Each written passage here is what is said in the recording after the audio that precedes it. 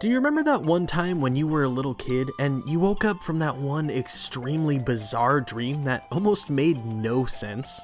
Of course you do, we've all been there. If it wasn't during childhood, then it must have been later on in life because odds are, at one point or another, that's happened to you. More often than not, I feel like it happens more frequently during childhood. I have many memories of being a kid and waking up freaked out after a completely bizarre or even scary dream. Maybe it was all the weird or scary movies and shows I watched when I was a kid, or maybe it was my overactive imagination, but I was constantly having the most insane dreams, usually relating to something that was happening in my life or something I recently watched, or other times completely unprompted and just bizarre dreams for the sake of bizarre dreams. I remember one time I had this dream after watching wrestling that I was in my backyard and Kane was chasing me around trying to chokeslam little 6-year-old me into the ground, or there was this other time when I had a dream that Chucky from Child's Play was in the cabinets underneath my sink in the kitchen. I had a lot of really weird dreams when I was a kid. Another thing to take into account though is fever dreams. I don't know about you, but I got sick a lot more often when I was a kid than I do now that I'm an adult, but I could swear every time that I got sick as a kid, I would just have the craziest dreams. At this point, you're probably wondering, why is Sean going off about dreams of all things? I thought this channel was about nostalgic cartoons. Well,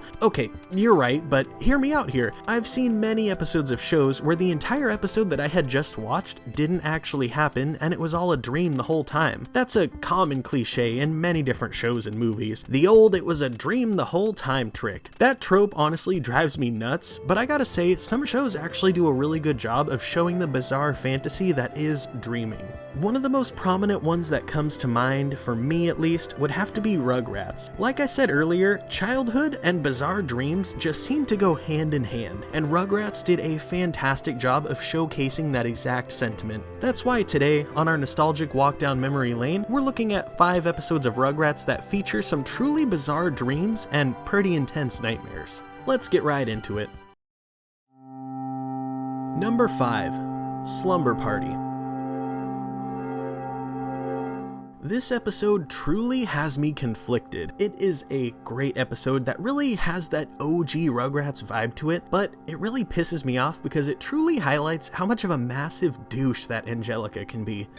I still don't see why I have to sleep in the dumb old baby's room. The episode begins with Angelica being dropped off at Tommy's house for her and Tommy's first slumber party. Of course, Angelica just has to be all salty about it. Tommy's just sitting there enjoying a bottle and minding his own business, and she's just straight up talking crap to him. Why don't you grow up and quit sucking that dumb bottle?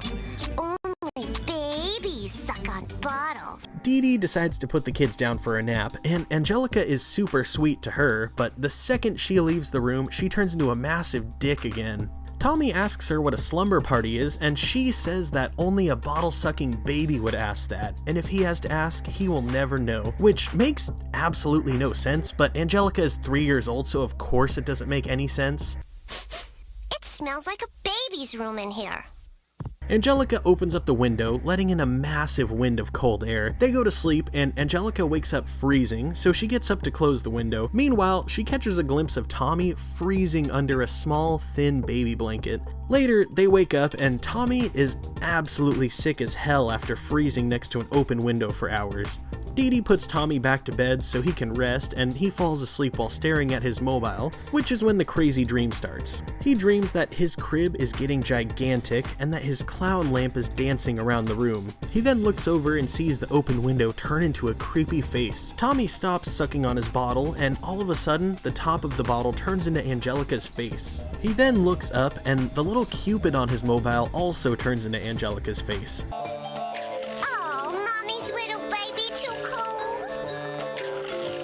Tommy dreams that his mom comes in to help him, but his mom is actually the moon from his mobile, and she picks him up into outer space. He starts to wake up as things turn back to normal for just a second, and Dee Dee turns back into herself, but when Stu enters the room, it's clear that Tommy's asleep again, as Stu turns into a cloud, and Drew the star, Grandpa the airplane, and Angelica Cupid enter the room after him. I don't know what the big fuss is all about. He's just faking it. Or it says we could sing him or her a lullaby.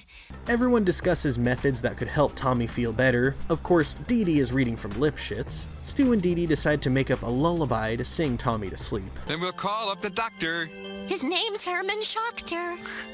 'cause you're our little boy. You're our pride and joy. And we think you're the best. So good night, get some rest. After they rock Tommy and sing to him for a little bit, he starts to look just a little bit worse. Then Angelica gets what was coming to her.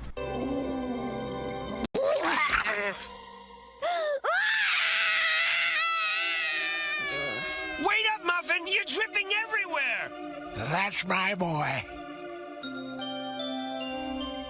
After projectile vomiting exorcist style all over Angelica, Tommy falls asleep and he wakes up in the morning feeling better. Tommy? Yeah? I've never seen anybody barf like that. Wow.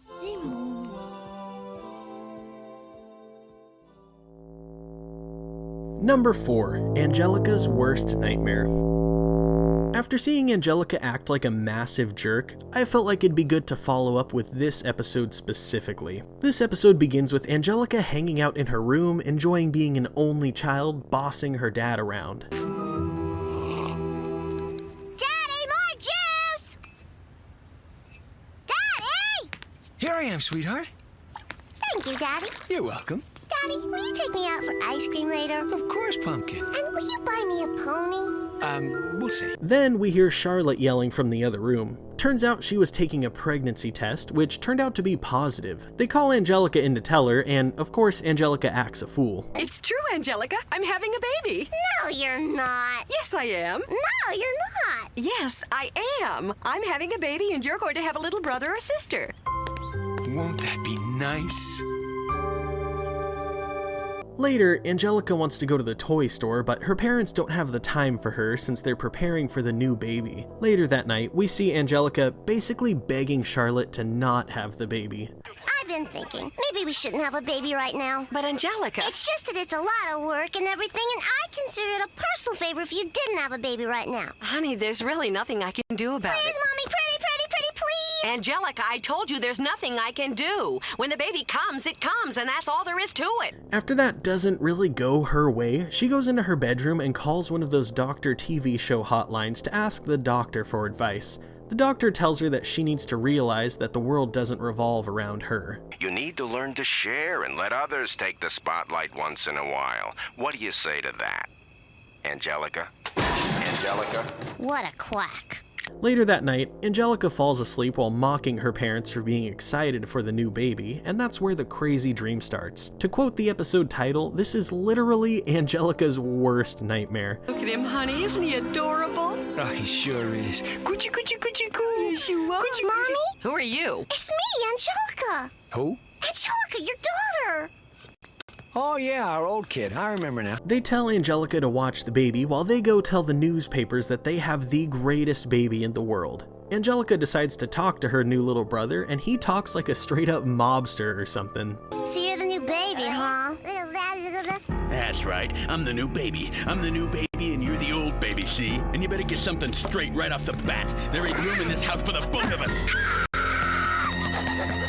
Angelica tells her parents, and they straight up just don't really care. They tell her that they're moving the new baby into her room and giving him all of her toys, and that her new room is the laundry room. Charlotte also says that she was too busy with the baby to make dinner and gives Angelica a lone piece of cheese for dinner as she shuts her in the laundry room. Just then, the new baby shows up, this time way bigger than he was before, and he straight up bullies Angelica. Hey, what are you doing here, sister? I thought I told you to scram.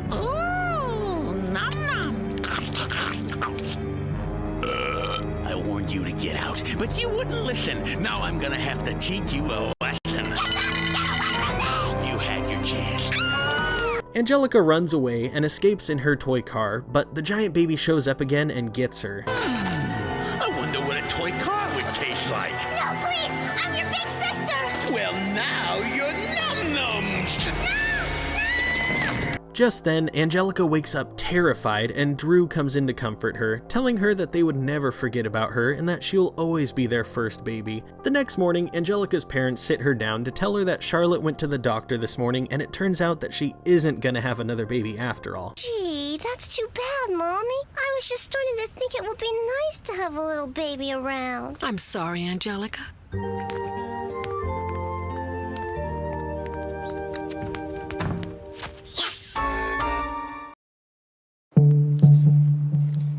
Number 3. Chuckerfly. We've been talking so much about Angelica up to this point that I think it's time that we squeeze in a Chucky episode. This episode begins with Tommy telling his friends about caterpillars as they watch one going into its cocoon. As that's happening, they watch another caterpillar breaking out of its cocoon as a big, beautiful butterfly. I think it's the most beautifulest thing I ever seen. After that, Chucky does a somersault for the first time and all of the babies are impressed, but none of the grown-ups noticed because they're too busy cooing over Dill, who just woke up from his nap. Chucky starts to feel like he's invisible after he fails to get any attention from the grown-ups, and Angelica tells him it's because he grew out of being cute. What's gonna happen to me? Nothing. Except you live all alone in a shack eating moldy crackers and icky juice because only the beautiful peoples get good food. But that's not right. I know, but the beautiful peoples get lots more attention than you. He talks to his friends about it, and Phil and Lil don't do a very good job of making him feel better. Gosh, it happened so slow, I never even noticed you weren't cute no more. Of course, now I really see it. Chucky sees a cocoon nearby and gets the idea to wrap himself up in his own cocoon so he can come out beautiful just like a butterfly does. He gathers up all of the blankets that he can. I'm gonna cocoon myself just like the caterpillar. Why? 'Cause when I'm all done, I'll be really cute. But don't you have to be a bird to turn into a butterfly? No, I'm not gonna be a butterfly. I'm gonna be a brand new Chucky. He lays down and his friends help wrap him up and he takes a nap. That's when the crazy dream starts. He dreams of himself hanging from a tree in a cocoon, and when he breaks free, you see his sick 90s pattern wings stretch out. Chucky dreams that he is such a beautiful butterfly that it brings tears to Lil's eyes and makes all of his friends stare in awe. Hi, guys. Are they real? Sure, all of me is real. As Chucky's talking with his friends, his dad calls him over. He majestically flies over there, impressing his dad and all of the grown-ups, but then he runs into Angelica. Even she thinks that he's the most beautiful butterfly ever. Chucky flies up to the sky and wakes up invigorated and feeling cute again. Chucky. You're just gonna have to accept that you're not cute no more. It's sad, but like my mom says, only some of us stay beautiful. Unless, of course, you get elastic perjury. Chucky goes outside and walks up to the grown-ups, who all shower him with their affection and love. The babies end up looking at Chucky and noticing that he looks different somehow. I guess it must be something we can't see. Number 2. Pickles vs. Pickles. This episode may not be the most bizarre dream per se, but it's definitely the most absurd, that's for sure. The episode begins with Angelica at the dinner table refusing to eat broccoli and throwing a massive tantrum. Angelica, if you don't eat some broccoli, then you're not gonna get seconds on dessert. But that's not fair! That's it, Angelica. Go to your room. But Daddy! It's too late for talk now, Angelica. We tried to reason with you, but you wouldn't listen. You'll be sorry! Drew is up late that night talking to Charlotte, wondering if Angelica meant it when she said that they would be sorry. Charlotte brushes off his concerns and tells Drew to get some sleep. Spoiler alert, this right here is where the absurd dream starts. We see Angelica in her room late at night, still mad about the whole situation, and she sees a commercial on her literal potato TV for a lawyer who handles family mediation. Oh, hi, Mr. Lawyer. Come on in. Angelica, what's going on here? I'm suing you. Suing me? Angelica sits down for a tea party with the lawyer, and he explains that with the case he's built, that he can get her parents kicked out of the house and get her substantial financial compensation. Drew and Charlotte end up in a position where they contact their own lawyer, who informs them that Angelica has a strong case and they should settle out of court, as he starts to list off all of Angelica's ridiculous demands. 1. Dessert on demand 24 hours a day. 2. Official present-giving days to occur whenever Angelica wants. 3. A Mr. X exploding smash-up doll. 4. A Commander Bill Desert Storm flamethrower. 5. A pony. 6. A night... Enough! I am not going to be pushed around by my own daughter! The case ends up all over the news, with the lawyer saying that Angelica has been mistreated. I'll handle this. Miss Reporter, ma'am, I'm not not a bad kid. I'm really not. All I ever wanted was a little ice cream, maybe a toy here or there. I mean, doesn't every 3-year-old have a right to a little kindness? And now you're trying to make me feel like I'm a bad guy? When will it all end? The day of the trial comes, and Angelica ends up unpleased with how her attorney is handling the case, so she fires him right there on the spot. Your Majesty, if it pleases the corpse, I'd like to act as my own lawyer. Well, I must admit that in all my years on the bench, I've never heard of a 3-year-old representing herself, but I guess there's no precedent against it. As her own attorney, Angelica's first action is to call Cynthia as a witness. The judge decides to oblige her ridiculous request, and things just get crazy from here. Now, Cynthia, would you please tell the court in your own words what happened?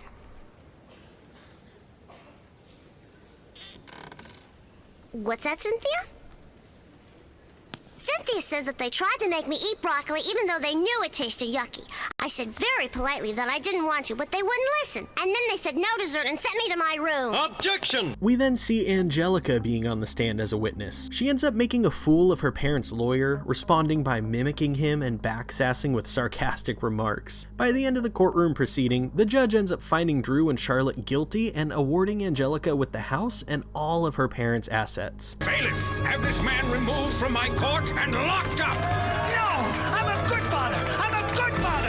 I'm a good father! As he's getting dragged out of the courtroom, Drew wakes up realizing that it was a dream the entire time. I can't help but notice that he wakes up on the opposite side of the bed and not the side that he went to sleep on, but regardless of that, he goes into Angelica's room and they apologize to each other. I shouldn't have tried to make you eat the broccoli. From now on, you can try the foods you're ready to try. Oh, Daddy, you're the greatest. Now sleep tight, princess.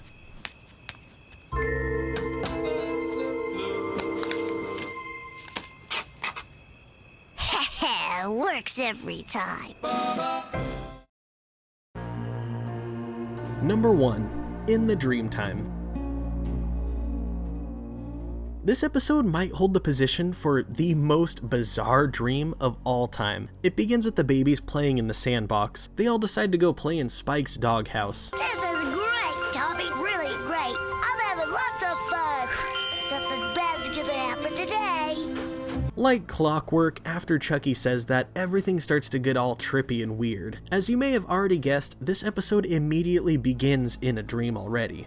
The babies run over to Spike's doghouse, which in Chucky's dream is basically a cathedral. They go further into Spike's house, and Chucky is literally second-guessing everything that he's seeing inside. Hello there! Just in time for a spot of tea, eh, what? Hey, Spike's not supposed to talk. What's going on, Tommy? I'm not Tommy.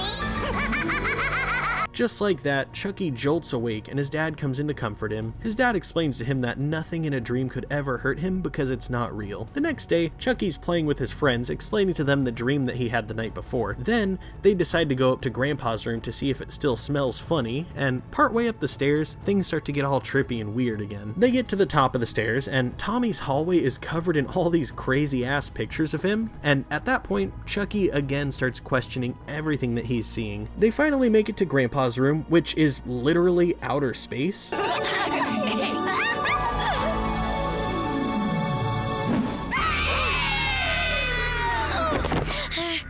Again, we cut to the next day, hopefully for real this time, and Chucky is playing with all of his friends outside. They play in the sandbox, and Chucky starts to explain that this is how all of his dreams start. I know what's going on here. You do?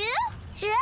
I'm dreaming again. Tommy decides that they're gonna go play in Spike's house, which leads Chucky even further into believing that he's still dreaming right now. They try to convince him otherwise, but Chucky just straight up doesn't believe them. Do you think Chucky's really dreaming, Tommy? Maybe he just dreamed us all up. I don't feel like somebody else's dream. Maybe the whole world is just Chucky's dream. Nah, if the world was all Chucky's dream, it'd be a lot weirder and scarier. There's one big downside to this whole conundrum. Chucky remembers what his dad told him, so he starts to think that nothing can hurt him because he's dreaming.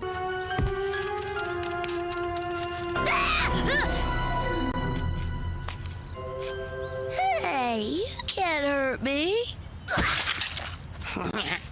Chucky and the babies head over to Spike's doghouse, and Chucky is kind of let down by how boring it is, still not realizing that he's actually awake through all of this. He decides that he doesn't want to waste his dream, so he gets the idea to go over into the neighbor's yard where the big mean dog lives. Hello, Mr. Monster Dog. Long time no see. Never known Chucky was so brave. Guess you never really know another baby till you've been in his dreams. Tommy realizes that he needs to help Chucky because he isn't dreaming, and at that same time, Chucky trips over the big dog's bone and hurts his butt when he falls, realizing that he isn't dreaming because he can feel pain. I'm awake! I'm awake! Run, Chucky, run! Thankfully, Tommy bravely goes into the yard and throws a stick, successfully distracting the dog so that Chucky can run away from it. Coming to the realization that he actually went into that dog's yard, Chucky faints. We then cut to later that night when Chucky's dad is putting him to bed. Ah, for the untroubled sleep of the innocent. Stu, I didn't know you were coming over. I'm not Stu.